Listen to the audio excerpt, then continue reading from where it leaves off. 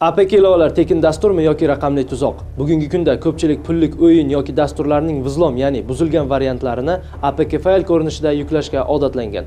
Rasmiy do'konlarni chetlab o'tib, noma'lum saytlar orqali ilova o'rnatish o'z ixtiyori bilan kiber jinoyatchilarga eshik ochish bilan barobardir. Gap shundaki, APK fayl kodlari ochiq bo'ladi. Hakkerlar uni yuborish orqali foydalanuvchiga bildirmasdan ma'lumot o'g'irlash va o'g'ri dasturlarni joylab qo'yishadi.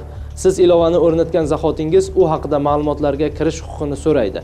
Bank kartalari, parollar, ilova sizga sezdirmasdan SMS kodlarini topib, hisobingizdagi pullarni yechib oladi. Shaxsiy galereya va kontaktlar, raqamlaringiz va ma'lumotlaringiz o'g'irlanishi mumkin. Bora-bora qurilmangiz sizni kuzatuvchi ayg'oqchiga aylanadi. Unutmang, hech bir pullik dastur tekinga berilmaydi.